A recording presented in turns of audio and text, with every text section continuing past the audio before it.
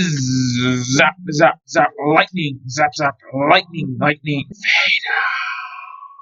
Hello everybody, it's me, the Lego Dude, and in today's video I will be talking about the ATT and the Justifier, which were both revealed at LegoCon earlier today. Starting off with the ATT, it will be numbered 75337 and will cost $140. The box art for this set will have an orange trim, and I think it looks really good considering the rest of the colors that will be on the box. The background of this set will be of Utapau because this set is based off of Episode 3 Revenge of the Sith. In the bottom left corner you can see a print of a 312th Battalion clone trooper, and in the bottom right hand side of this set you can see all the minifigures on an orange background. This set will also have side box art printing and also obviously the Lego Star Wars logo in the top left corner. Moving on to the minifigures, I won't cover Phase 2 Cody and the Clone Gunner too much because I covered them in my last video, and you can see that video in the eye thingies in the top right corner right now. Seeing this higher quality picture of Commander Cody, I can see more details on him, and I think that this minifigure looks even better than what I thought when I talked about him in my last video, but I still think he would have been a lot better if they had included arm printing, his special visor, and his special jetpack.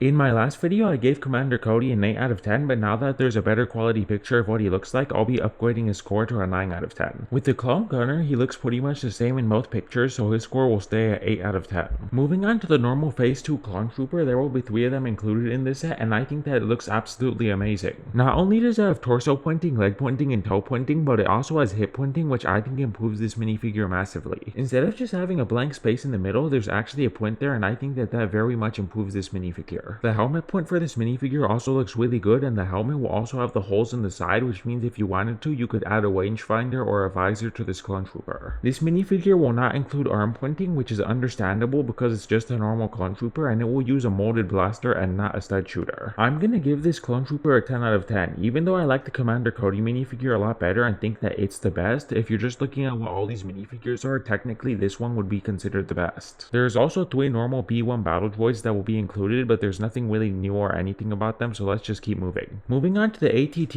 itself, it looks pretty similar to the 2013 ATT in size and design. The most notable difference on these two ATTs is the legs and the feet. The new ATT will no longer have the satellite dish design on the leg joints and will instead use round plates on the leg joints, which means that there will be a flatter side design than before. The feet will be smaller and the legs will also be shorter, giving this new ATT a larger looking build of the body. This ATT will have the big turret on top, 4 ball turrets in the front of the set, and then 2 ball turrets in the back of the set. I really like the details that are included on this set, and I think the amount of stickers that are included for the detail is a good amount. Moving on to the play features included in this set, you can open up the front of the set and place the Clone Gunner inside of the cockpit and then just put it back together so you can have the Clone Gunner piloting the ATT. If you open up the interior, there will be 5 seats which you can put minifigures on, and it also looks like there will be some empty spaces, so if you really wanted to, you could shove some extra minifigures in there. You will also be able to turn the giant gun turret on top of the set, which really isn't a surprise because that's an obvious play feature. The last play feature is a carrying handle, so you can carry around the ATT, but it looks kind of interesting as it could mean that it could be somewhere where you could attach to a future AT-OT dropship so you could carry around the ATT. This is just speculation though, and it might just be a normal carrying handle, but it being something where you can attach to for an AT-OT dropship would be a very interesting option to consider. I really love this set and think that it looks amazing, but one thing that's gonna drive a lot of people away is the price, $140. This set costs $50 more than the last ATT from 2013, yet they're pretty much both the same size. The only major difference is that this new set has a lot better minifigures and a lot more minifigures, but I do not think that warrants a $50 price difference. Not only that, but $140 isn't even the set price for this ATT, as it could cost as much as $160 because LEGO hasn't announced if they'll keep the price the same for this LEGO set or if they'll be raising it with the rest of their LEGO sets prices. I think that this set would have been perfect for $120 or $130, but for $140 or more, I think that's really stretching it. Unless you're a die-hard LEGO collector, I would really recommend you wait until this set is on sale to buy it because $140 or more is really too high for this set. If this set's retail price was $120, I'd give it a 10 out of 10, but since it's $140 or more, I'm just gonna have to give it an 8 out of 10. Moving on to the Justifier, it will be numbered 75323 and will cost $170. The box art for this set will have a dark red trim, and I think that fits with this set being based off the Bad Batch, and also it just looks good for the box art. In the bottom left, there's a print of Hunter, Wecker, and Tech, and in the bottom right, you can see what all the minifigures included in this set will be. The box art will obviously have the Justifier on the front, and in the background is the Kamino and cloning facility on the planet of Boa Vio. There will also be side box art printing, and in the top left corner is the LEGO Star Wars logo. Moving on to the minifigures and starting with Hunter, I think it's a pretty good minifigure, but it's already been made before and they've really made no improvements, so I'm just gonna give it a 7 out of 10. Moving on to CAD Bane, since I already talked about him in my last video, I'll just link that video in the comment section down below so you can watch it after you finish with this video.